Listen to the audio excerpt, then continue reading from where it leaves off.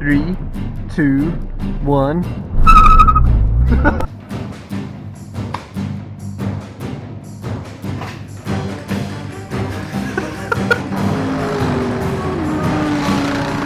Give it a little Scandinavian flick.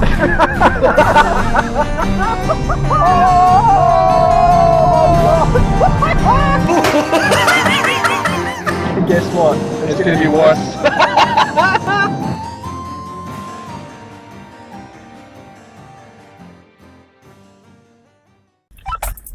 Fuck off, Michael!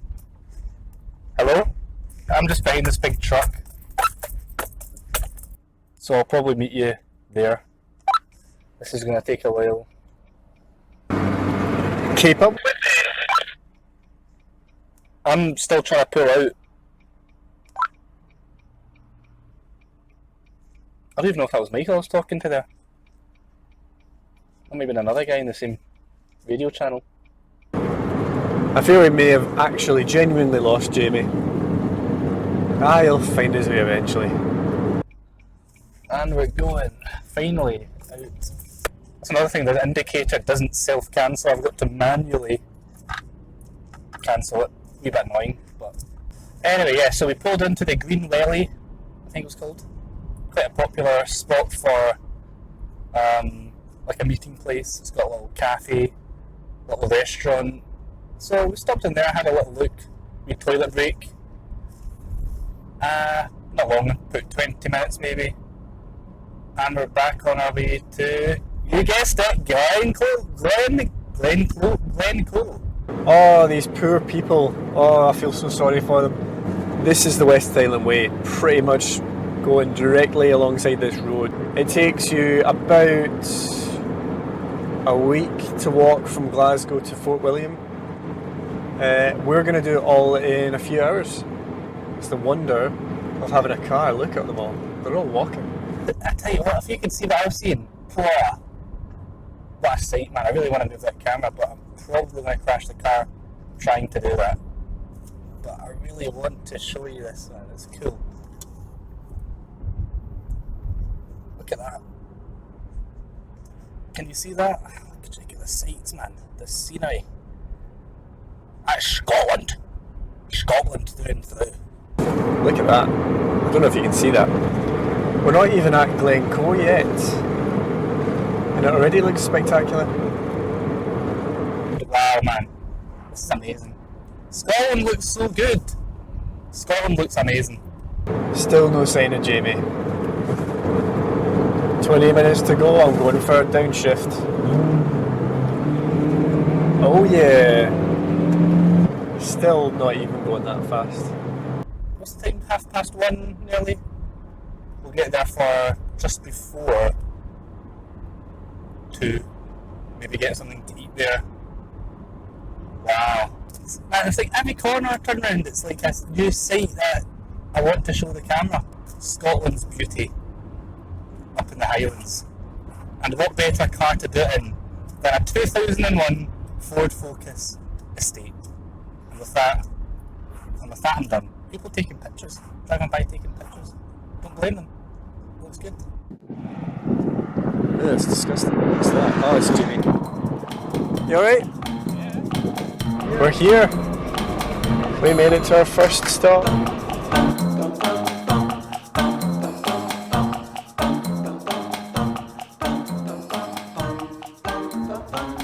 Just keep going. Hold out your hand and pretend you got food. Look at the wee puppies.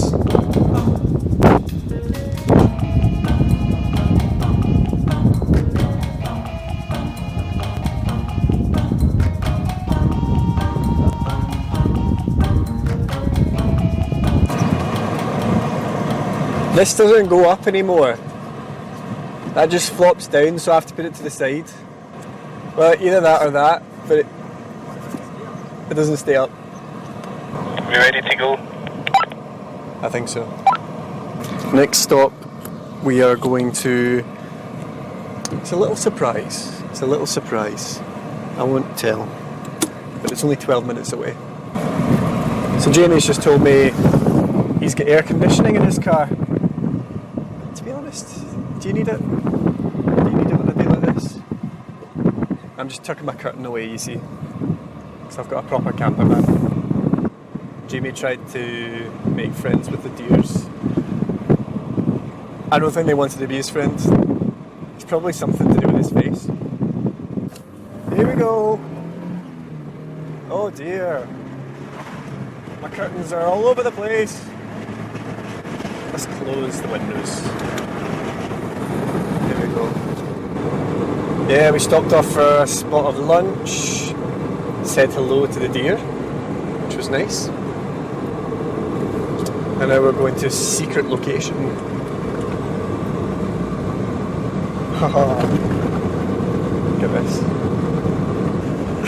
this. With this car, it's amazing. This is not a sports car in any way, but the fact that it's so kind of slow and ponderous makes it even more fun. That's it.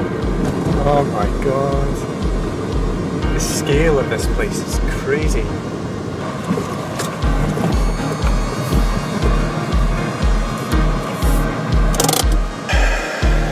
Look at that.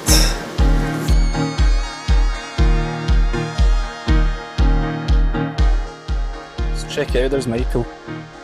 We are just visited the James Bond iconic photo spot. It is absolutely boiling. I'm wondering if Michael's turning around or not.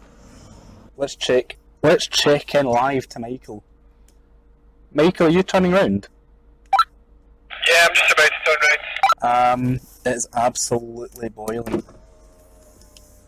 I'm going to be so burnt by the end of this trip. I mean, I've got the AC on. Is it actually doing anything? I really don't know. I'm just turning around.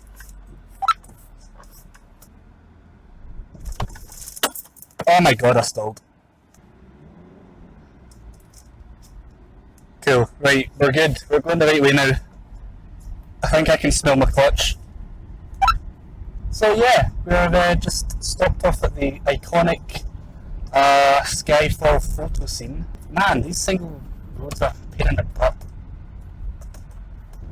Yeah, it is, what time is it? Probably 4 o'clock. We're on our way to Applecross, which is like the first stop on the North Coast 500 after, I guess, Inverness. Well, Inverness is kind of the starting point, and then you go to Applecross. But we're just skipping Inverness and it's going straight to Applecross. So we've got the sat-nav saying it would take about 3 hours, which will bring us up to about 4 o'clock maybe by the time we arrive. Sorry, not 4 o'clock, 7 o'clock.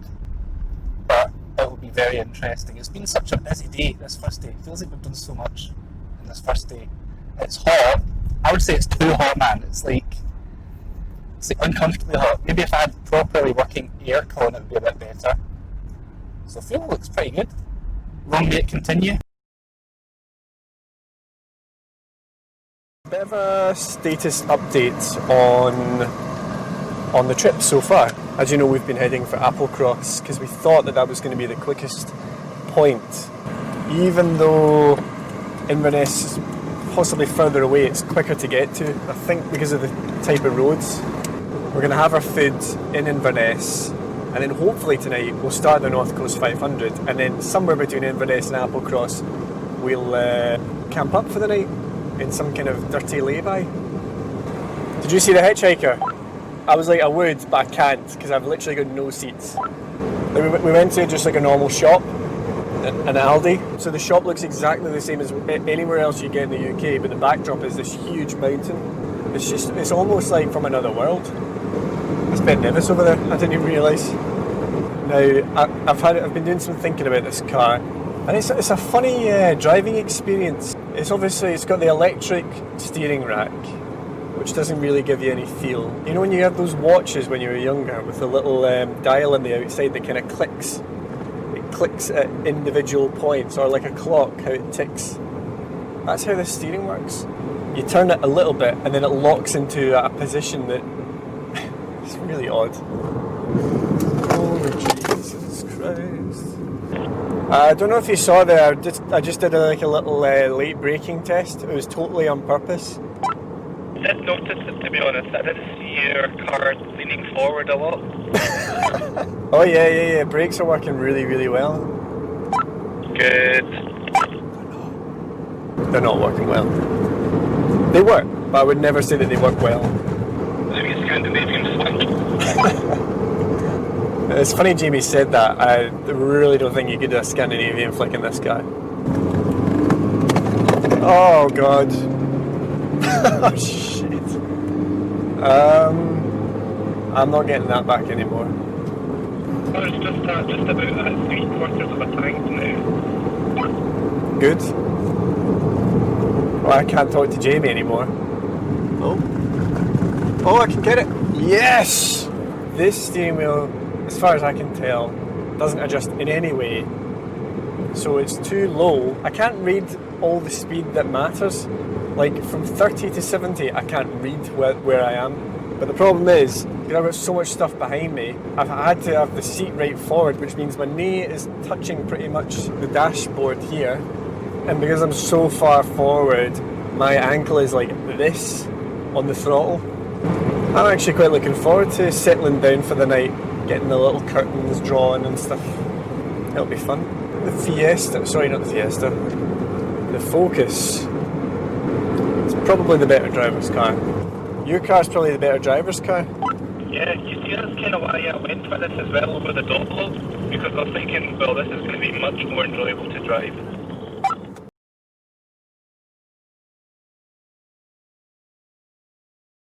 Okay, status update inside the Suzuki. This is my sleeping arrangements. I've got some gaps in my curtain arrangement. But it took me a very, very small amount of time. I think it was only 10 or 15 minutes.